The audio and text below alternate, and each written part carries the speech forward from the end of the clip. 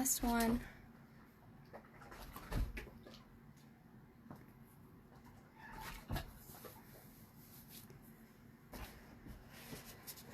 Okay, hey everybody. We are back for our third sitting with Roald Dahl's The BFG. And we have Miss Molly here with us today. And she's going to be listening to our story. We also have Jaeger. Hi, Jaeger. Who may pop in every once in a while. Okay. So, last we left off, the BFG and Sophie had just met the blood bottler, and she realized how scary it actually was in the world of giants. So now we're going to find out what happens next. By now, Sophie was beginning to feel not only extremely hungry, but very thirsty as well. Had she been at home, she would have finished her breakfast long ago. Are you sure there's nothing else to eat around here except those disgusting, smelly snozzcumbers? She asked. Not even a fizzwinkle, answered the big friendly giant. In that case, may I please have a little water? She said. Water? Said the BFG, frowning mightily. What is water? We drink it, Sophie said. What do you drink? Frobscuttle, announced the BFG. All giants is drinking frobscuttle. Is it as nasty as your snozzcumbers? Sophie asked. Nasty? Cried the BFG. Never is it nasty. Frobscuttle is sweet and jumbly. He got up from his chair and went to a second huge cupboard. He opened it and took out a glass bottle that must have been 6 feet tall. The liquid inside was a pale green, and the bottle was half full. Here is frobscuttle, he cried, holding the bottle up proud and high, as though it contained some rare wine. Delumptuous, fizzy frobscuttle, he shouted. He gave it a shake, and the green stuff began to fizz like mad. But look, it's fizzing the wrong way, Sophie cried. And indeed, it was. The bubbles, instead of traveling upwards and bursting on the surface, were shooting downwards and bursting at the bottle. A pale, green, frothy fizz was forming at the bottom of the bottle.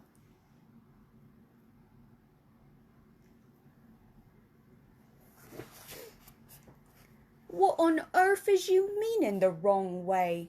Asked the BFG. In our fizzy drinks, Sophie said, the bubbles always go up and burst at the top. Upwards is the wrong way, cried the BFG. You mustn't ever be having the bubbles go upwards. That's the most flush-bunking rubbish I is ever hearing. Why do you say that? Sophie asked. You was asking me why? Cried the BFG, waving the enormous bottle around as though he were conducting an orchestra. You is actually meaning to tell me you cannot see why it is a scrawny mistake to have the bubbles flying up instead of down? You said it was flush-bunking. Now you're saying it's scroty. Which is it? Sophie asked politely. Both, cried the BFG. It is a flush-bunking and a scroty mistake to let the bubbles go upwards. If you can't see why, you must be as quacky as a duck-hound. By Ringo, your head must be so full of fog-squeakers and buzz-wanglers, I is frittered if I know how you can think at all. Why shouldn't the bubbles go upwards? Sophie asked. I will explain, said the BFG. But first, tell me what name is you calling your frobscuttle by? One is Coke, Sophie said. Another is Pepsi. There are lots of them. And all the bubbles is all going up? They all go up, Sophie said. Catastrophe! Cried the BFG. Upgoing bubbles is a catastrophe. Will you please tell me why? Sophie said. If you will listen carefully, I will try to explain, said the BFG. But your brain is so full of bug whiffles, I doubt you will ever understand. I will do my best, Sophie said patiently. Very well, then. When you is drinking this cokey drink of yours, said the BFG, is it going straight down into your tummy? Is that right, or is it left? It's right, Sophie said. And the bubbles is also going into your tummy, right or left? Right again, Sophie said. And the bubbles is fizzing upwards? Of course, Sophie said. Which means, said the BFG, that they will all come swish-whiffling out your throat and out of your mouth and make a foulsome belchy burp. That is often true, Sophie said. But what's wrong with a little burp now and again? It's sort of fun. Burping is filthsome, the BFG said. Us giants is never doing it. But with your drink, Sophie said, what was it you called it? Frobsquattle, said the BFG. With frobscottle, Sophie said, the bubbles in your tummy will be going downwards, and that could have a far nastier result. Why nasty? Asked the BFG, frowning. Because, Sophie said, blushing a little, if they go down instead of up, they'll be coming out somewhere else with an even louder and ruder noise. A whiz popper! Cried the BFG, beaming at her. Us giants is making whiz poppers all the time. Whiz popping is a sign of happiness. It is music to our ears. You surely is not telling me that a whiz popping is forbidden among human beings? It is considered extremely rude, Sophie said. But you is whiz popping, is you not? Now and again? Everyone is whiz popping, if that's what you call it, Sophie said. Kings and queens are whiz popping. Presidents are whiz popping. Glamorous film stars are whiz popping. Little babies are whiz popping. But where I come from, it is not polite to talk about it. Redunculous, said the BFG. If everyone is making whiz poppers, then why not talk about it? We is now having a swiggle of this delicious frobscottle, and you will see the happy result. The BFG shook the bottle vigorously. The pale stuff fizzled and bubbled. He removed the cork and took a tremendous gurgling swig. It is glummy, he cried. I love it. For a few moments, the big friendly giant stood quite still, and a look of absolute ecstasy began to spread over his long, wrinkly face. Then suddenly the heavens opened, and he let fly with a series of the loudest and rudest noises Sophie had ever heard in her life. They reverberated around the walls of the cave like thunder, and the glass jars rattled on their shelves. But most astonishing of all, the force of the explosions actually lifted the enormous giant clear off his feet like a rocket. "Whoopee!" he cried when he came down to earth again. "Now that is whiz-popping for you!" Sophie burst out laughing. She couldn't help it. "Have some yourself!" cried the BFG, tipping the neck of the enormous bottle toward her. "Don't you have a cup?" Sophie said. "No cups, only bottle." Sophie opened her mouth, and very gently the BFG tipped the bottle forward and poured some of the fabulous frobscottle down her throat. And oh gosh, how delicious it was! It was sweet and refreshing. It tasted of vanilla and cream, with just the faintest trace of raspberries on the edge of the flavor. And the bubbles were wonderful. Sophie could actually feel them bouncing and bursting all around her tummy. It was an amazing sensation.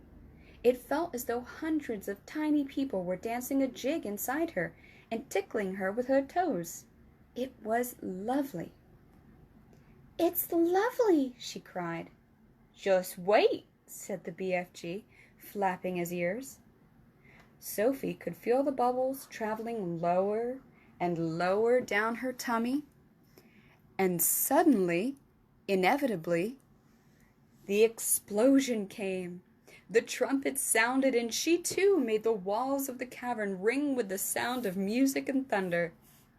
"Bravo!" said the BFG, waving the bottle. "You is very good for a beginner. Let's have some more." After the mad frobscottle party was over, Sophie settled herself again on top of the enormous table. "You is feeling better now?" asked the big friendly giant. "Much better, thank you," Sophie said. "Whenever I is feeling a bit scroddy," the BFG said, "a few gollops of frobscottle is always making me hopscotchy again." "I must say it's quite an experience," Sophie said. "It's a rat twizzler," the BFG said. "It's gloriumptuous." He turned away and strode across the cave and picked up his dream-catching net. "I is galloping off now," he said, "to catch some more whoopsie-whifflin' dreams for my collection. I is doing this every day without missing. Is you wishing to come with me?" "Not me, thank you very much," Sophie said. "Not with those other giants lurking outside." "I is snuggling you very cozy into the pocket of my waistcoat," the BFG said. "Then no one is seeing you." Before Sophie could protest, he had picked her up off the table and popped her into the waistcoat pocket. There was plenty of room in there. "Is you wishing for a little hole to peep out of?" he asked her. "There is one already here," she said. She had found a small hole in the pocket, and when she put one eye close to it, she could see out very well indeed. She watched the BFG as he bent down and filled his suitcase with empty glass jars. He closed the lid, picked up the suitcase in one hand, took the pole with the net on the other, and marched towards the entrance of the cave. As soon as he was outside, the BFG set off across the hot, yellow wasteland where the blue rocks lay and the dead trees stood, and where all the giants were skulking around. Sophie, squatting low on her heels in the pocket of the leather waistcoat, had one eye glued to the little hole. She saw the group of enormous giants about 300 yards ahead. "Hold your breath," the BFG whispered down to her. "Cross your figglers. Here we go. We is going right past all these other giants. Is you seeing that whopping great one? The one nearest to us?" "I see him," Sophie whispered back, quivering. "That is the horriblest of them all, and the biggest of them all. He is called the flesh-lump-eating giant." "I don't want to hear about him," Sophie said. "He is 54 feet high," the BFG said softly as he jogged along, "and he is swallowing human beings like they is sugar lumps, 2 or 3 at a time." "You're making me nervous," Sophie said. "I is nervous myself," the BFG whispered. "I always gets as jumpsy as a jog hopper when the flesh-lump-eating giant is around." "Keep away from him," Sophie pleaded. "Not possible," the BFG answered. "He is galloping easily 2 times as quicksy as me." "Shall we turn back?" Sophie asked. "Turning back is worse," the BFG said. "If they is seeing me running away, they is all giving chase and throwing rocks." "They would never eat you, though, would they?" Sophie asked. "Giants is never guzzling other giants," the BFG said. They is fighting and squarreling a lot with each other, but never guzzling. Human beings is more tasty to them." The giant had already spotted the BFG, and all heads were turned, watching him as he jogged forward. He was aiming to pass well to the right of the group. Through her little peephole, Sophie saw the flesh-lump-eating giant moving over to intercept them. He didn't hurry. He just loped over casually to a point where the BFG would have to pass. The others loped after him. Sophie counted 9 of them altogether, and she recognized the blood bottler in the middle of them. They were bored. They had nothing to do until nightfall. There was an air of menace about them as they loped slowly across the plain with long, loping strides, heading for the BFG. "Here comes the runty one," boomed the flesh lump eater.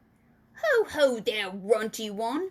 Where is you splash winkling away to in such a hefty hurry?" He shot out an enormous arm and grabbed the BFG by the hair. The BFG didn't struggle. He simply stopped and stood quite still and said, "Be so kind as to be letting go of my hair, flesh lump eater." The flesh lump eater released him and stepped back a pace. The other giants stood around, waiting for the fun to begin. "Now then, you little grub squibbler," boomed the flesh lump eater. "We is all of us wanting to know where you is galloping off to every day in the daytime. Nobody ought to be galloping off to anywhere until it gets dark. The human beings could easily be spotting you and starting a giant hunt, and we is not wanting that to happen, is we not?" "We is not," shouted the other giants. "Go back to your cave, runty one." "I is not galloping to any human being country," the BFG said. "I is going to other places." "I is thinking," said the flesh lump eater, "that you is catching human beings and keeping them as pets." "Right you is," cried the blood bottler. "Just now I is hearing him chitting away to one in his cave." "You is welcome to go and search my cave for frack and bunt," the BFG answered. "You can go looking into every cranny and nook. There is no human beans or stringy beans or runner beans or jelly beans or any other beans in there." Sophie crouched still as a mouse inside the BFG's pocket. She hardly dared breathe. She was terrified she might sneeze. The slightest sound or movement would give her away. Through the tiny peephole, she watched the giants clustering around the poor BFG. How revolting they were! All of them had piggy little eyes and enormous mouths. When the flesh lump eater was speaking, she got a glimpse of his tongue. It was jet black, like a slab of black steak. Every one of them was more than twice as tall as the BFG. Suddenly, the flesh lump eater shot out 2 enormous hands and grappled the BFG around the waist. He tossed him high in the air and shouted, "Catch him, man-hugger!" The man-hugger caught him. The other giants spread out quickly in a large circle, each giant about 20 yards from his neighbor, preparing for the game they were going to play. Now, the man-hugger threw the BFG high and far, shouting, "Catch him, Bone Cruncher!" The Bone Cruncher ran forward and caught the tumbling BFG and immediately swung him up again. "Catch him, Toad Chewer!" he shouted. And so it went on. The giants were playing ball with the BFG, vying with each other to see who could throw him the highest. Sophie dug her nails into the side of the pocket, trying to prevent herself from tumbling out when she was upside down. She felt as though she were in a barrel going over Niagara Falls. And all the time there was the fearful danger that one of the giants would fail to catch the BFG, and he would go crashing to the ground. "Catch him, Meat Dripper!" "Catch him, Gizzard Gulpler!" "Catch him, Meat Masher!" "Catch him, Bottle Buddler!" Catch him! Catch him! Catch him! In the end, they got bored with the game. They dumped the poor BFG on the ground.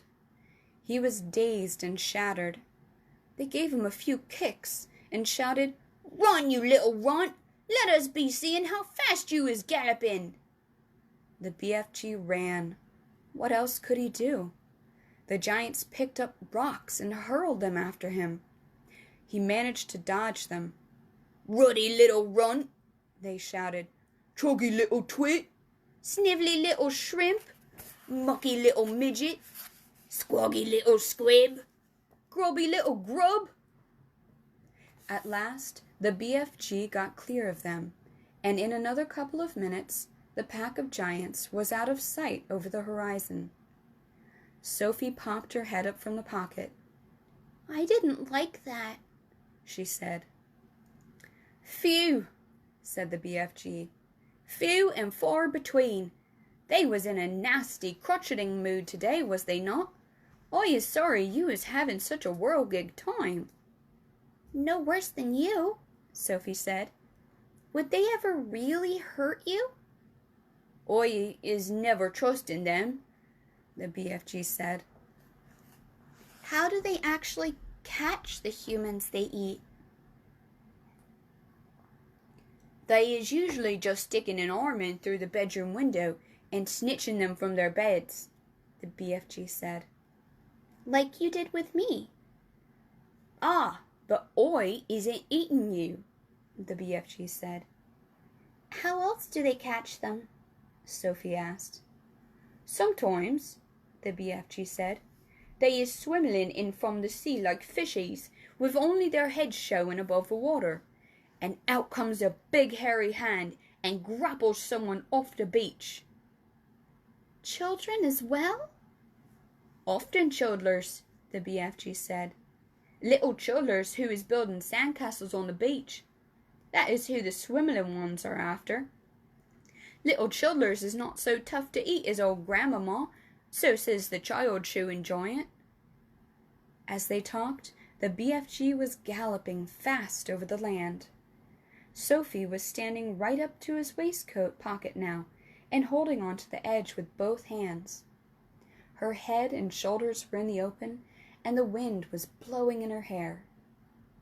"How else do they catch people?" she asked.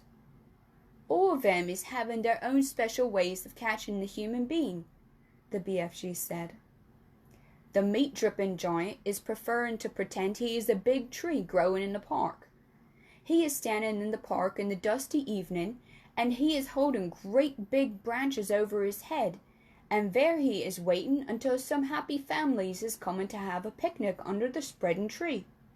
The meat-dripping giant is watching them as they lay out their little picnic.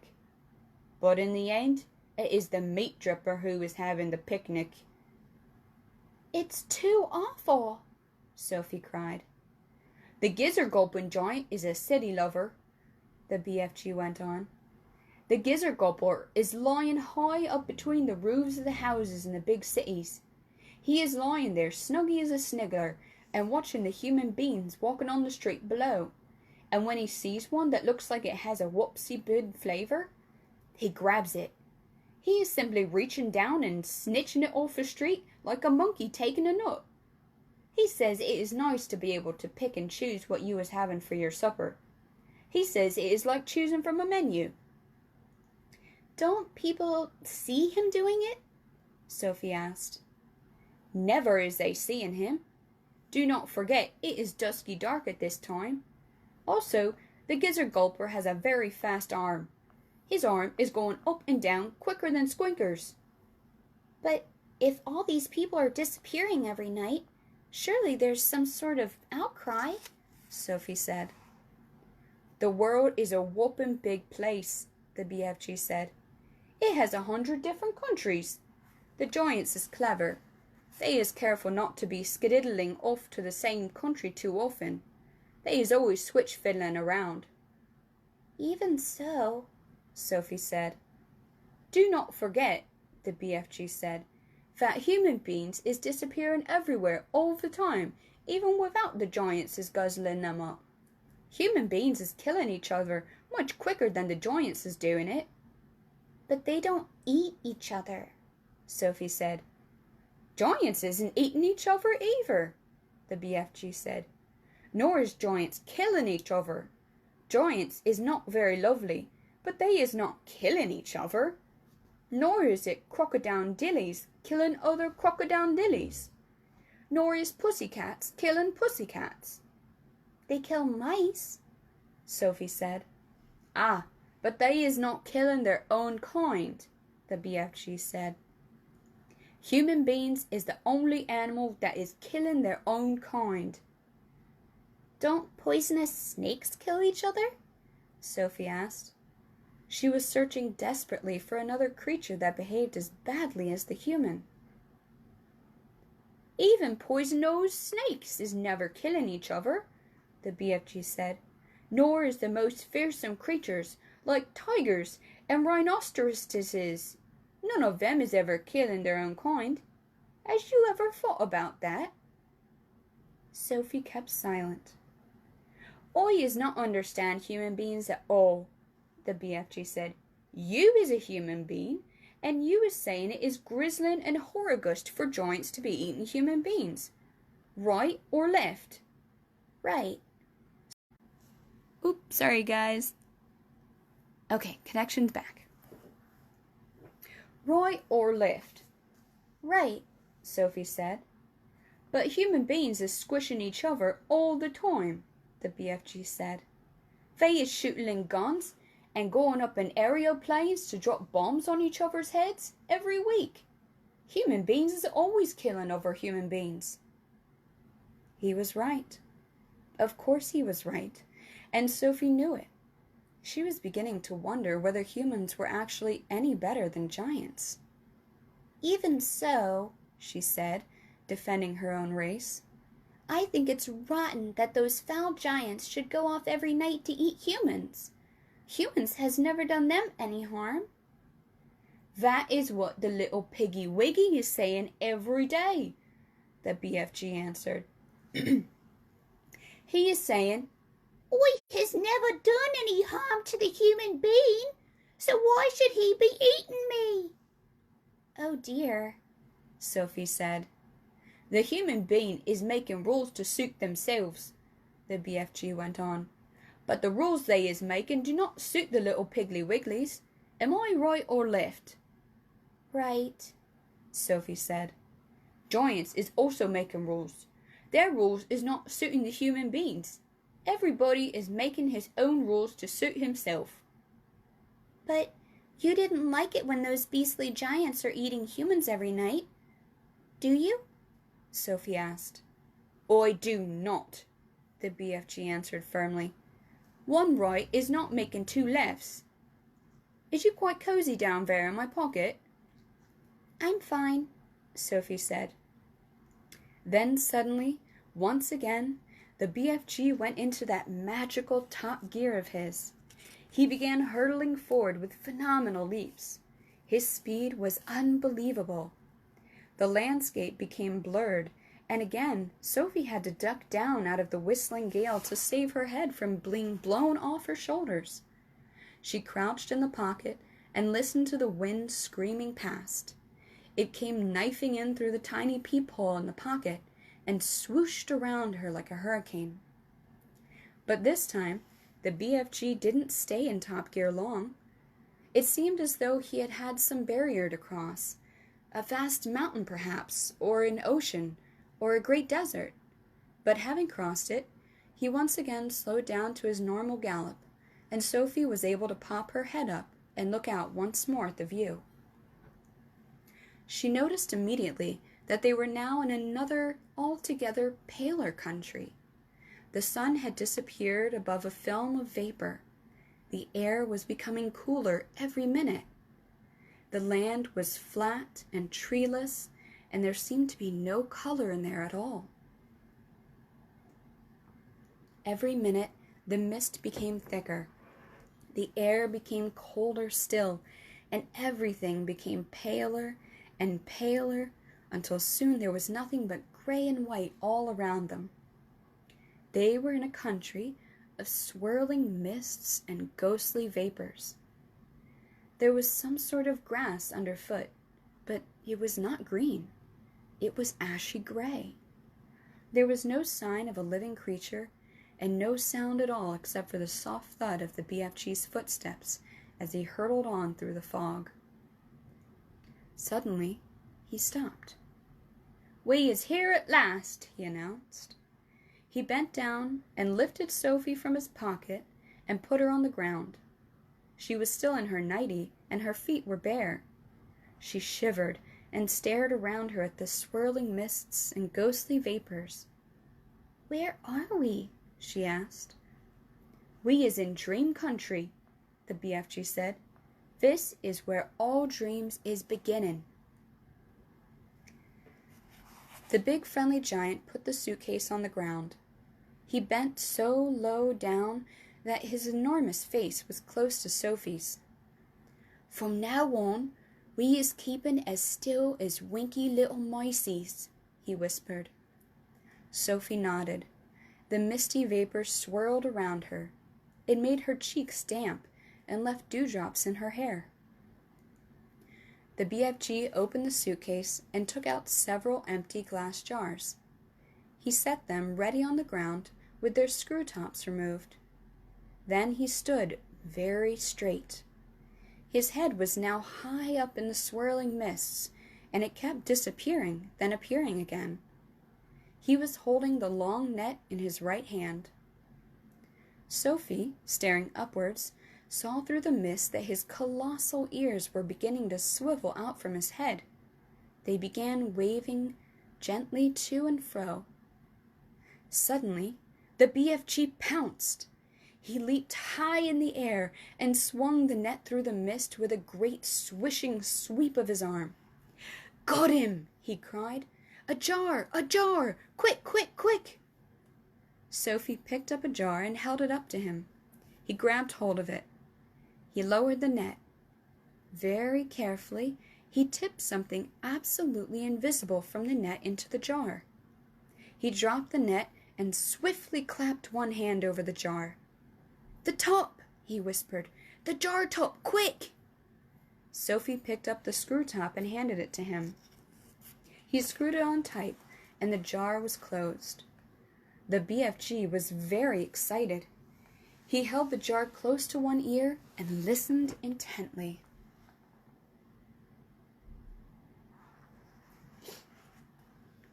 "It's a wink squiffler," he whispered with a thrill in his voice. It's even better. It's a fizz wizard. It's a golden fizz wizard." Sophie stared at him. Oh my," he said, holding the jar in front of him. "This will be giving some little toddler a very happy night when I is blowing it in." "Is it a really good one?" Sophie asked. "A good one?" he cried. "It is a golden fizz wizard. It is not often I is getting one of these." He handed the jar to Sophie and said, "Please be still as a starfish now. I is thinking there might be a whole swarm of fizz wizards up here today. And do kindly stop breathing. You is terribly noisy down there." "I haven't moved a muscle," Sophie said. "Then don't," the BFG answered sharply. Once again, he stood up tall in the mist, holding his net at the ready. Then came the long silence, the waiting, the listening. And at last, with surprising suddenness, came the leap and the swish of the net. "Another jar!" he cried. "Quick, quick, quick!" When the second dream was safely in the jar and the top was screwed down, the BFG held it to his ear. "Oh no!" he cried. "Oh, mince my maggots! Oh, swipe my swoggles!" "What's the matter?" Sophie asked. "It's a troggle humper," he shouted. His voice was filled with fury and anguish. "Oh, save our solos!" he cried. "Deliver us from weasels! The devil is dancing on my dibbler!" are you talking about?" Sophie said. The BFG was getting more distressed every moment. "Oh, bash my eye bones!" he cried, waving the jar in the air. "I come all this way to get lovely golden dreams, and what is I catching?" "What are you catching?" Sophie said. "I is catching a frightsome trouble humper," he cried. "This is a bad, bad dream. It is worse than a bad dream. It is a nightmare." "Oh dear," Sophie said. "What will you do with that?" "I is never, never letting it go," the BFG cried. "If I do, then some poor little toddler will be having the most curd-bloodlin' time. This one is a real kicksy bog thumper. I is exploding it as soon as I get home." "Nightmares are horrible," Sophie said. "I had one once, and I woke up sweating all over." "With this one, you would be waking up screaming all over," the BFG said. "This one would make your teeth stand on end. If this got into you, your blood would be freezing into icicles, and your skin would go creeping across the floor." "It's as bad as that?" "It's worse," cried the BFG. "This is a real whoopsie grub switcher." "You said it was a troggle humper," Sophie told him. "It is a troggle humper," cried the exasperated BFG. "But it is also a bog thumper and a grub switcher. It is all three riddled into one. Oof, I is so glad I is clutching it tight. Ah, you wicked beastie, you!" he cried, holding up the jar and staring into it. "Never more is you going to be bunk-doodling the poor little human beanie toddlers." Sophie, who was also staring into the glass jar, cried out. "I can see it. There's something in there." "Of course there is something in there," the BFG said. "You was looking at a frightsome troggle humper." "But you told me dreams were invisible." "They is always invisible until they is captured," the BFG told her. "After that they is losing a little of their invisibility. We is seeing this one very clearly." Inside the jar, Sophie could see the faint scarlet outlet of something that looked like a mixture between a blob of gas and a bubble of jelly. It was moving violently, thrashing against the sides of the jars and forever changing shape.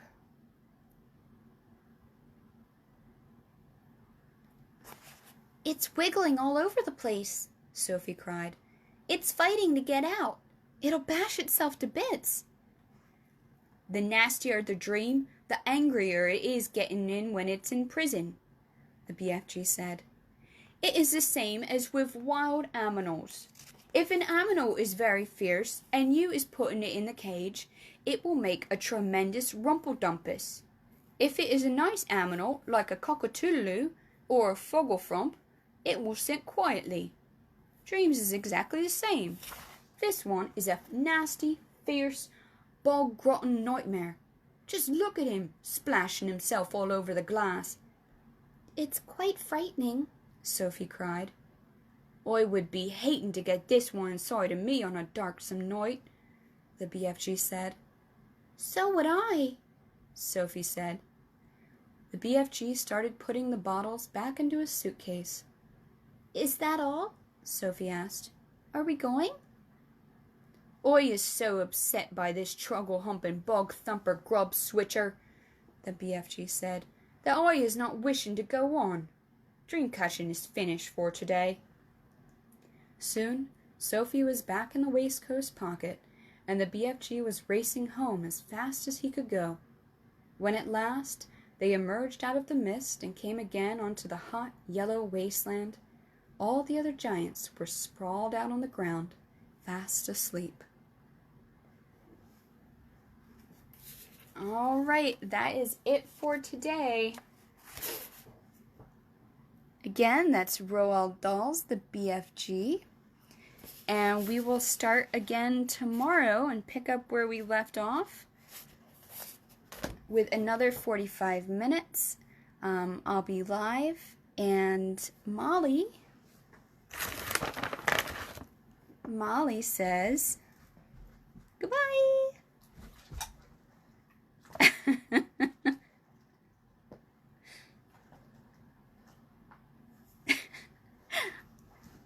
See you guys tomorrow.